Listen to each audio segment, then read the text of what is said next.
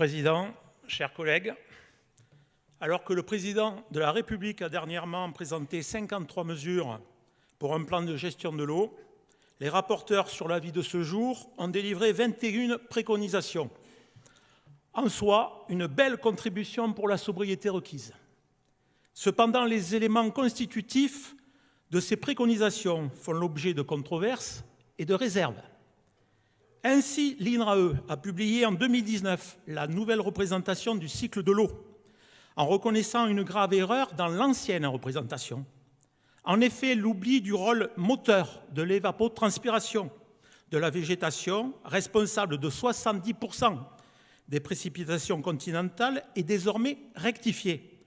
Ce faisant, l'intérêt de la couverture des sols agricoles est majeur pour alimenter le cycle au cours de l'année et ainsi réduire la température de l'atmosphère par une climatisation naturelle. L'agriculture de conservation des sols s'appuie sur ce constat, mais elle n'est pas suffisamment soutenue dans cet avis. Autre controverse sur le stockage de l'eau hivernale pour une utilisation estivale. Pour notre alimentation et le soutien des étiages des cours d'eau au bénéfice de la biodiversité.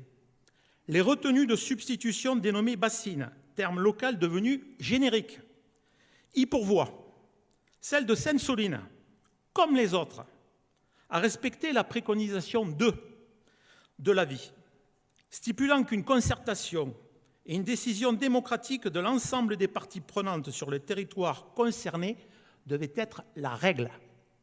Cependant, l'actualité a démontré que cela ne donnait pas satisfaction à ceux qui veulent légitimer la violence et ne respectent donc pas la concertation réalisée.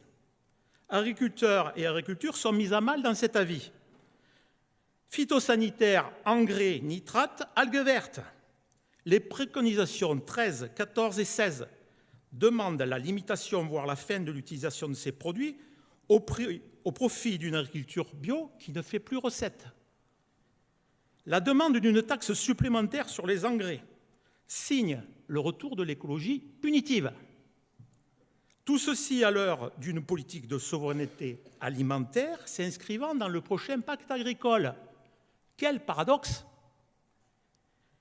Si nous sommes d'accord avec la préco 17 sur l'utilisation des eaux usées une fois traitées pour une utilisation agricole, la France est en retard sur cette alternative.